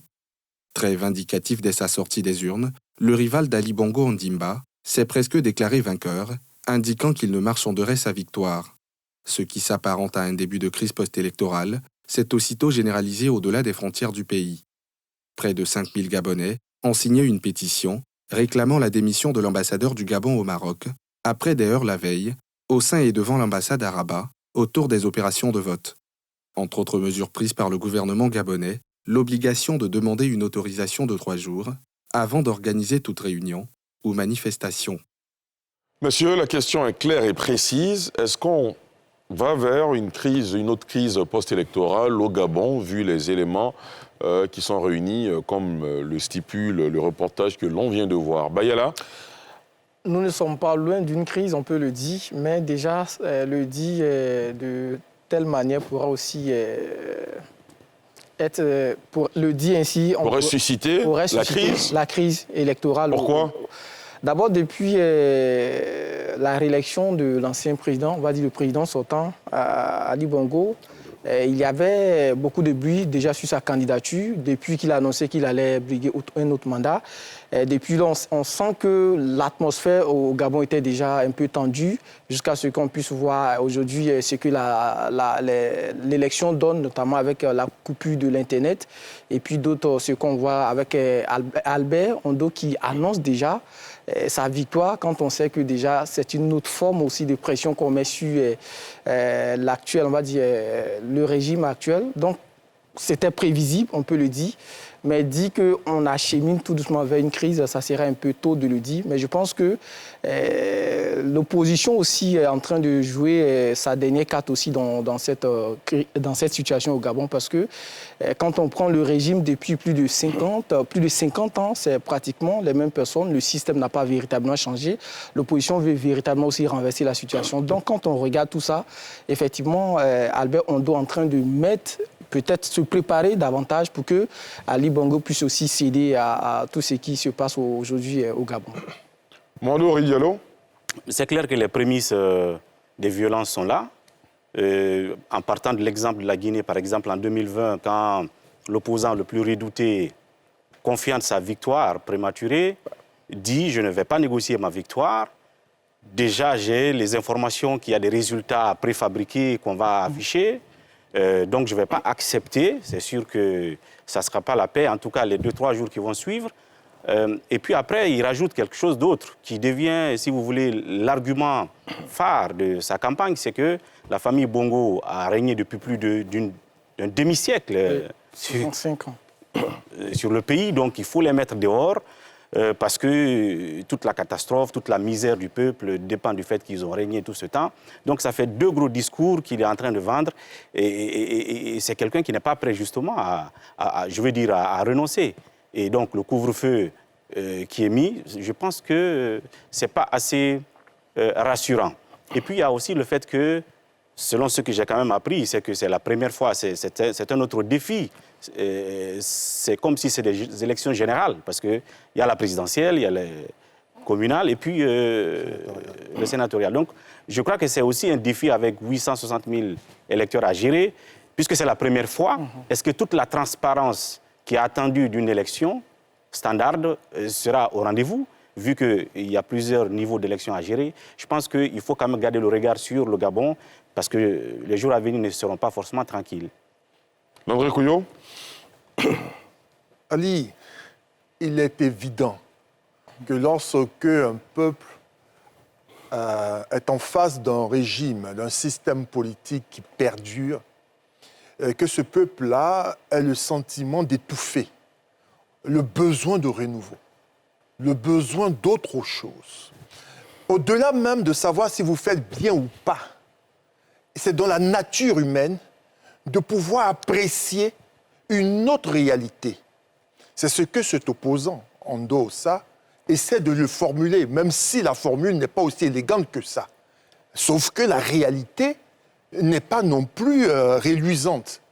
Plus de 50 ans, qu'on est le père, désormais le fils. Et que celui-ci, profitant de l'ordre constitutionnel, peut se présenter autant de fois que possible et s'assurant de pouvoir avoir un pouvoir aussi solide, être aussi longtemps.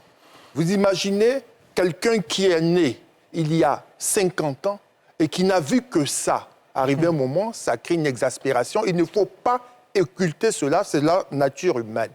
Maintenant, quant à savoir si on a les prémices d'une crise post-électorale, il faut bien savoir que le régime en place à l'expérience de ce qui s'est passé il y a quelques années, n'est-ce pas, où tout a failli basculer, d'énormes violences, qui nous ont permis de voir qu'ils n'étaient pas aussi solides. Et que le Gabon, une bonne partie de ce Gabon-là, voulait le changement. Donc aujourd'hui, on est dans une démarche qui consiste à anticiper sur les réactions des populations, à l'effet de pouvoir s'assurer de transmettre des résultats qui auront donc un assentiment ou alors l'impossibilité pour quiconque de pouvoir contester. Il faut craindre, bien sûr, des réactions. Mais est-ce que l'on a en face d'Ali Bongo une opposition suffisamment forte, capable de pouvoir résister à la pression, à l'effet de pouvoir faire plier et obtenir la réalité des urnes. Nous ne sommes pas au Gabon, nous ne savons pas la réalité des urnes. Peut-être que la réalité des urnes donnera Ali Bongo vainqueur. C'est aussi possible, c'est une option à tenir. Mais on est donc dans un schéma politique où, quelle que soit la réalité des résultats, on a une opposition qui s'y refusera, si tant est qu'Ali est élu président de la République. Donc vous rejoignez Mamadou Ribalo qui dit que les prémices d'une crise sont réunies. Absolument. Très bien. Professeur Dion, des images pour nous? Pour caractériser ce qui se passe au Gabon? Non mais Ali, j'ai envie de dire bienvenue en Afrique. Malheureusement. Ça fait partie de notre décorum politique. Hein. C'est notre quotidien. On va à une élection, ça finit par une crise, il y aura des morts, et puis on va perpétuer. On veut changer, mais on est dans le même, et on pense que le même peut conduire à l'autre. Voilà ce qu'on est en train de produire. On a un problème avec la démocratie. Il y a quelque chose qui est l'habillage démocratique, on fait du cosmétisme, et puis dans le fond, on continue nos bonnes, vieilles pratiques. C'est ça ce que je crois que c'était l'ancien président dahoméen, Émile Derlin-Zinsou. Il appelle ça nos africaneries. On est dans nos africaneries. Mais après, vous verrez, hein, dans quelques temps, on va dire que c'est la France qui a la main là derrière. Ça a été déjà dit. Hein. On vous dira que c'est la France qui est en train d'activer. Mais parce que nous sommes qui nous sommes, dans notre incapacité d'assumer nos erreurs, nos errances et nos errements. Voilà où nous en sommes aujourd'hui. Et là, on est dans un parfait archétype de la démocratie par l'ADN, qui ne choque personne en Afrique. Bon, le père s'en va, le fils vient, après le beau-fils ou l'autre fils viendra. On ne construit pas le développement d'un pays sur cette base. Il faut que les gens comprennent que le monde est changement et que la vie est remplacement. Et que c'est parce que des partis politiques comprendront qu'à chaque échéance, ils ont la possibilité, eux aussi, de gouverner leur pays et d'apporter une nouvelle vision, qu'ils auront la patience d'attendre des élections et qu'ils prépareront des élections. Mais s'ils sont convaincus que 10 ans, 15 ans, 20 ans, 30 ans passeront, jamais ils n'auront la chance de proposer un jour leur vision à leur peuple, on va rester dans nos mêmes africaneries et puis il y aura des crises et le destin de l'Afrique, ça sera un destin de crise. Je crois quoi? Oui. C'est fort possible qu'on ait une contestation post-électorale au regard du narratif. Ça a déjà commencé, hein? Bon, voilà, ça a déjà commencé. Mais c'est une tradition politique gabonaise bien installée. Vous savez, les premières élections libres et transparentes, enfin concurrentielles, au Gabon datent de 1993. Et à l'époque, le père d'Ali, Omar Bongo Ondimba, avait en face de lui le père Paul Abessol Mba. Et celui-ci avait contesté violemment les élections dans la rue. En 2009, lorsque Ali Bongo a été élu pour la première fois, après son père, après le décès de son père, le principal opposant à l'époque, c'était Oba Obam. Et il a contesté les élections violemment. Et d'ailleurs, il s'est autoproclamé président de la République en se réfugiant dans les installations de l'ONU à Libreville. Et puis, en 2016, Jean Ping a contesté l'élection d'Ali Bongo. Et jusqu'à preuve du contraire, il se considère comme le président du Gabon. Donc, nous sommes dans une pratique bien huilée au Gabon. La contestation fait bien partie de la coutume politique gabonaise, mais évidemment, le Gabon n'est pas isolé. Oui. Rares sont les pays africains qui arrivent à organiser des élections apaisées. Permettez que je fasse un peu une petite analyse théorique. Allez-y. Relativement au Gabon. Vous savez, il y a deux formes de gouvernement. Il y a la monarchie et il y a la république. Au départ, c'était la monarchie, c'est-à-dire le pouvoir d'une seule personne. Et lorsque le monarque, c'est peut-être un empereur comme au Gabon, comme au Japon, c'est peut-être un roi comme en Arabie Saoudite, etc., un prince comme à Monaco, il est là à vie. C'est une gouvernance à vie. Quand il décède, c'est sa descendance qui lui succède. Donc c'est l'héritage par le sang. C'est contre la monarchie que les républicains ont lutté. avec la Révolution française et autres, j'ai voulu faire l'économie, et ils ont installé la République. Alors, qu'est-ce que la République? La République, c'est la chose de tout le monde, et tout le monde peut gouverner de façon alternative. C'est-à-dire, aujourd'hui c'est moi, demain c'est vous, et ça évite, n'est-ce pas, ce qu'on appelle une dynastie. C'est pourquoi au cœur de la République se trouve ce qu'on appelle la question de l'alternance, qui est attelée à la démocratie. Aujourd'hui tu gouvernes, demain c'est moi, ainsi de suite, pour qu'on n'ait pas l'impression que le pouvoir appartient à une famille ou à une seule personne. Malheureusement, dans le cas du Gabon, et surtout en Afrique centrale, on assiste à de véritables dynasties. Lorsque Laurent Désiré Kabila est décédé, c'est son fils Joseph Kabila qui lui a succédé. Et Omar Bongo, c'est son fils Ali Bongo. Idriss Déby, c'est son fils Mahamat Déby. Donc en Afrique centrale, nous avons cela, ce qui remet en cause l'alternance. Or, comme le dit Napoléon, l'art de gouverner consiste à éviter que les hommes vieillissent au pouvoir.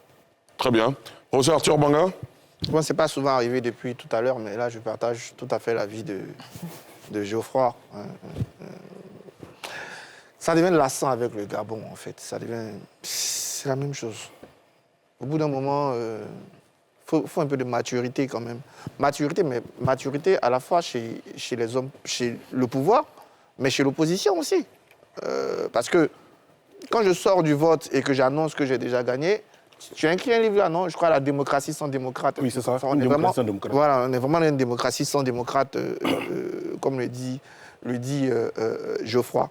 C'est triste. Et là, au moment où nous autres, nous nous battons contre les coups d'État, il faut bien dire que malheureusement, l'exemple gabonais ne nous arrange pas, ne nous aide pas dans notre mission. Hein, parce qu'on a l'idée, finalement, que les élections empirent les situations. On a l'idée, malheureusement, que la démocratie ne marche pas, malheureusement. Et, bon, souvent, tu acceptes ça avec fatalité. Parce que on peut tout analyser, mais après 30 ans, 40 ans, on se retrouve, comme il a dit, c'est le même schéma. Et d'ailleurs, pire dans le schéma, à part l'abbé Mba, le reste, ce sont des gens du même groupe. Hein. En fait, c'est un peu des révolutions de palais. C'est pas à part les anciens ministres des régimes précédents, qui reviennent. Les anciens présidents d'institutions. Heureusement qu'il y a le Ghana, il y a le Nigeria, il y a le Bénin, pour nous donner un exemple. Hier, j'ai vu que le parti au pouvoir au Ghana a fini ses primaires. Voilà. Bon, on va regarder ces exemples-là et puis espérer qu'on puisse montrer qu'on sait faire ça chez nous. Parce qu'on l'a su faire. On l'a su faire. Il parlait par exemple des présidents élus à la fin des processus électoraux, mais que ce soit le RDA, que ce soit en Guinée avec le PDG ou en Côte d'Ivoire avec le PDG, ils ont gagné des élections. On savait même voter, faire campagne dans le respect de la discipline à l'époque coloniale, ce qu'on ne sait plus faire aujourd'hui. Comment on peut perdre un savoir comme ça? Pour terminer, moi, ce n'est pas tant... le peuple peut décider de ne pas changer. Oui. On peut être content du président, on ne le change pas. On peut être content en Europe, il y a eu les Kennedy, les Louis Michel, les Trudeau. C'est pas ça le problème. Ça, c'était avant l'avènement de la limitation de mandat, par exemple. Non, j'ai dit Trudeau, fils-père, oui, Bush, fils-père. C'est pas grave. Tant qu'on arrive à s'exprimer. Mais aujourd'hui, le truc, c'est qu'on a l'impression qu'on a toujours le même blocage au Gabon et que rien ne peut changer. Rien ne peut changer. Je me demande comment se lèvent les gens pour aller voter au Gabon. Parce que tu te dis, mais à quoi ça sert finalement? Et ça, c'est pas à notre honneur. Il faut que l'Afrique arrive à montrer de la responsabilité, à montrer qu'on sait faire certaines choses, quoi, franchement. Très bien. Mamadou Ori? Ce que je voulais dire, c'est que les peuples ne sont pas apathiques partout. Le Gabon est un cas où on peut dire que le peuple est tranquille, il est coopérant. Ça a été tranquille, hein. Ça a été souvent violent. À un moment donné, de toute façon, il n'y a pas cette révolution, il n'y a pas cette catharsis générale pour dire qu'il faut qu'on mette le monsieur à la porte comme, comment il s'appelle, Ondo Ossa le veut. Il ne suffit pas que lui le dise, mais il suffit qu'il y ait un peuple qui entende, qui prenne conscience, qui, comme je l'ai dit, opère cette catharsis pour justement, à travers les urnes, chasser le monsieur des urnes. Et je rejoins ce professeur, il a parlé du fait que ça ne change pas dans ces pays et qui va donner l'impression à ceux qui sont assis sur la base de la démocratie qui attendent ces alternances, d'être tout le temps dans la violence. C'est effectivement ce contexte qui nous guette avec ces coups d'État dont les auteurs se regardent comme des hommes providentiels. Bien sûr. Et qui vont, parce qu'on parle de 3 ans quelque part, d'autres veulent aller plus loin, qui vont donner le sentiment à ceux qui sont dans les partis politiques que le mode de dévolution du pouvoir n'est plus les élections. Après, ils vont aller dans les maquis. Je l'ai toujours dit depuis que ça a commencé, la série de coups d'État. Et aller dans les maquis suppose prendre les armes. Et à l'intérieur des mêmes entités militaires, il y a toujours le deuxième qui attend de prendre la place du premier. On va aller dans les instabilités. Et je pense que ces aspects-là ne doivent pas manquer à nos, si vous voulez, à nos schémas d'analyse. Bien sûr. Landry ? Je suis parfaitement d'accord, mais on peut aller beaucoup plus loin. Vous savez, lorsqu'on est dans un blocage et qu'on se rend compte qu'il s'est peine perdu de pouvoir espérer une alternance au pouvoir d'État, on est résigné à tout moyen à l'effet de niveler le rapport politique. Donc vous verrez des hommes politiques de l'opposition qui se sentent impuissants, qui remettront leur sort à des personnes qui ont pour métier de tenir les armes. Pourquoi ils le font? Même à des puissances étrangères. Non, je commence déjà par là. Pourquoi ils le font? Parce que se dit un coup d'État permettra de niveler. Le parti au pouvoir descendra. Nous, on va accompagner la transition en tout état de cause. Cette transition ne va pas s'éterniser. Il va faire 50 ans. Il ne va pas faire 50 ans. On n'est plus dans les années 60. Il va arriver un moment où il va falloir légitimer son pouvoir. Une nouvelle constitution va être donnée, de nouvelles élections. Et nous allons donc profiter de cette opportunité-là pour pouvoir prendre la main. Il ne faut pas donner prétexte à ces personnes qui croient au coup d'État que cela est fondé. Lorsque l'on voit ce qui se passe au Gabon, on est tout de suite tenté de dire que dans la matrice des uns et des autres, ils y pensent qu'il faut à un moment donné que les armées entrent en ligne de compte pour pouvoir niveler les rapports politiques. C'est pas ce que vous suggérez. Je ne sais pas ce que je suggère, sauf que la situation se présente ainsi. Et attention, les hommes politiques y pensent, surtout ceux qui sont dans des zones de situation. D'accord, très bien. Je le dis parce que, bon, on est quand même sur un... Non, justement, je suis contre les coups d'État, Absolument. mais nous faisons une analyse et nous prévenons. Il ne faudrait pas s'étonner plus tard. D'accord, c'est une hypothèse. On rappelle que vous ne suggérez pas qu'il y a un coup de force. Merci beaucoup. Professeur Arthur Banga, ensuite Geoffroy Coyer, on termine avec vous. Avant de passer à la campagne électorale, allez-y. Je suis déjà intervenu sur leur chaîne plusieurs fois de toute façon, pour dire, oui, ce qu'il décrit et ce que Landry décrit est le danger aujourd'hui. Aujourd'hui, l'Afrique est dans la situation, je réécoutais trop de coups d'État en Afrique d'Alpha Blondy ou encore guerre civile d'Alpha Blondy. On est dans cette situation-là, encore aujourd'hui. En fait, tout le rêve, je suppose des aînés comme Geoffroy et Professeur John, qui sans doute étaient dans les rues ou dans l'espoir en 90 de changer les choses, tout ce rêve-là, aujourd'hui, il a éclaté. Aujourd'hui, les gars étaient dans les rues à Abidjan, à Bamako.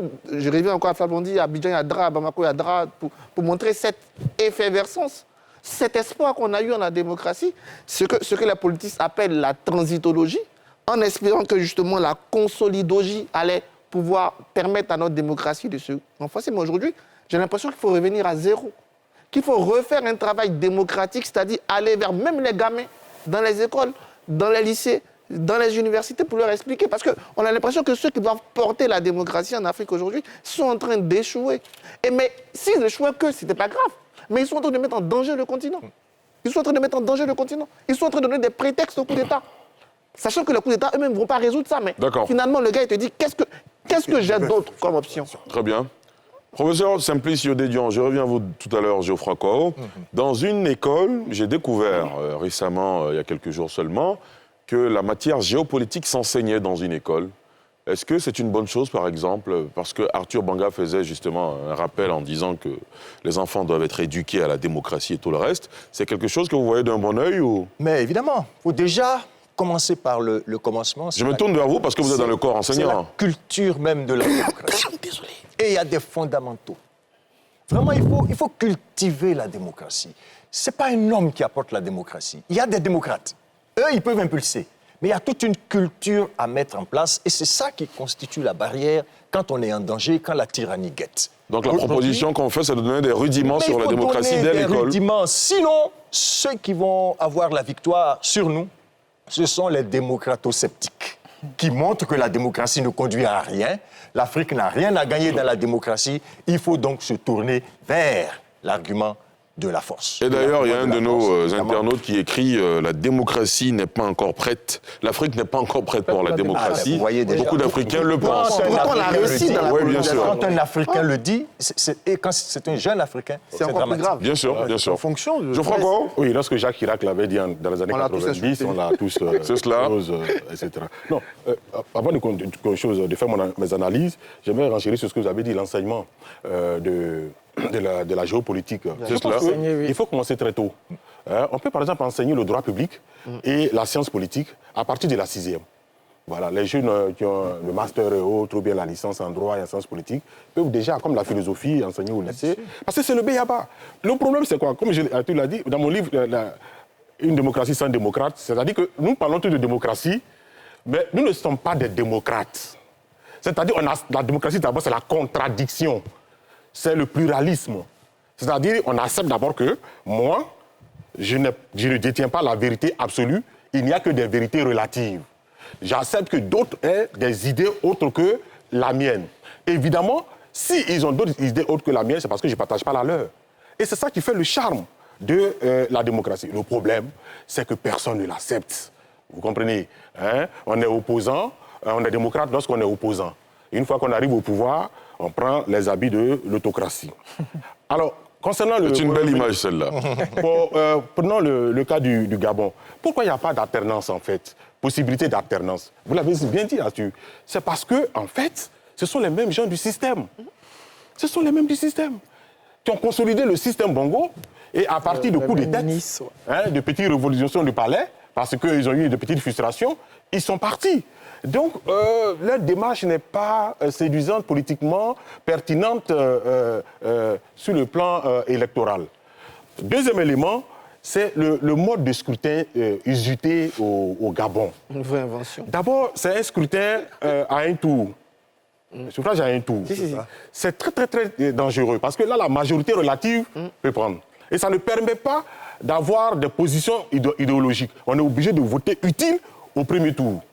Ce n'est pas trop intéressant. Deuxièmement, c'est que pour ces élections, ils ont instauré une sorte de bulletin unique, mais vraiment à la gabonaise. C'est-à-dire, ça veut dire quoi? Vous savez que ce sont des élections triplées.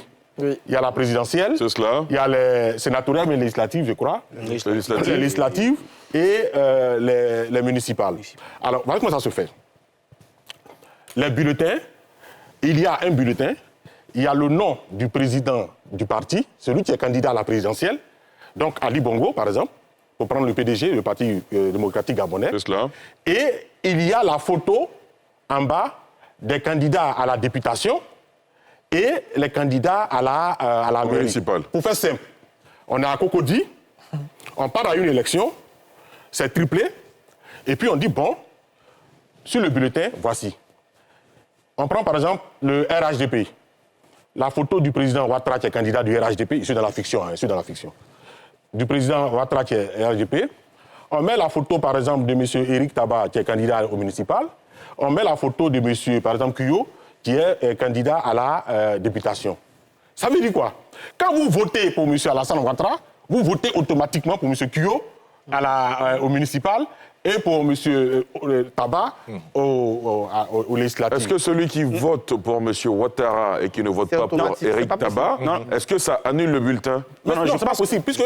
Il y a des cases devant chaque photo. Oui, il y a des cases. Vous cochez pour Alassane. Il y a des cases à cocher. C'est pas automatique, c'est pas systématique. Mais c'est de ça que parlent les opposants. Je pense pourquoi que ils les refusaient? opposants stigmatisent. Oui, mais justement, c'est ce que les opposants stigmatisent. D'accord. Ils ont même fait un recours devant le... Tout à fait. Mais vous avez raison, ça sort de l'esprit.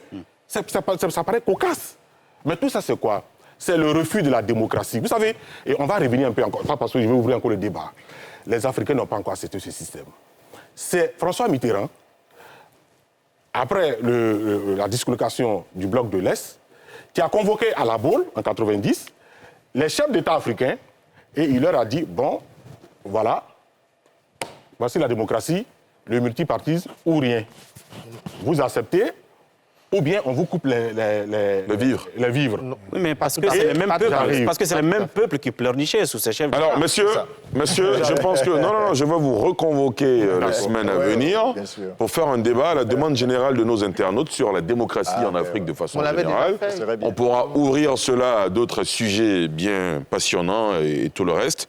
En tout cas, merci beaucoup d'avoir pris part, s'il vous plaît. Sur Julien, oui, il y a eu l'influence de Mitterrand, c'est sûr, mais il y a quand même des pays, la Côte d'Ivoire par exemple, avait déjà ouvert au multipartisme en avril, le Niger avait déjà fait sa conférence nationale, et en juin, il a eu le truc de la boule. Mais c'est sûr que ça n'a pas plu, on a eu l'impression qu'il forçait, et en fait, comme d'habitude, les Français, ils savent surfer sur la vague comme s'ils le voulaient. Mais je pense qu'il y avait quand même déjà le mouvement qui était enclenché. Les besoins, le peuple. D'accord. Monsieur, merci beaucoup. On va dire merci à Bayala Bruno, journaliste, présentateur, analyste politique à Omega Media au Burkina Faso. Vous êtes à Abidjan encore pour un moment ou... Oui, pour quelques jours. D'accord, pour quelques jours. On espère vous revoir en tout cas. Pareil pour Mamadi Ouri Diallo, journaliste à FIM FM en Guinée. Vous êtes là pour quelques jours encore? Je dois reprendre l'antenne le mardi normalement. Ah, le mardi, d'accord. En tout cas, bien de choses à tous nos téléspectateurs et internautes qui nous suivent au Burkina Faso et en Guinée-Conakry. Merci d'être venus sur ce plateau. Messieurs, vous autres, vous restez sur le plateau parce qu'à partir de ce soir, à partir de cet instant jusqu'à la fin de la campagne électorale, tous les soirs, NCI propose à ses téléspectateurs Soir de campagne. C'est un nouveau programme qui va rentrer dans sa version plus élaborée dès demain soir. Mais nous commençons aujourd'hui à vous donner l'ambiance de la campagne électorale à Abidjan et à l'intérieur du pays. Ce sera juste après ceci le temps de raccompagner nos confrères.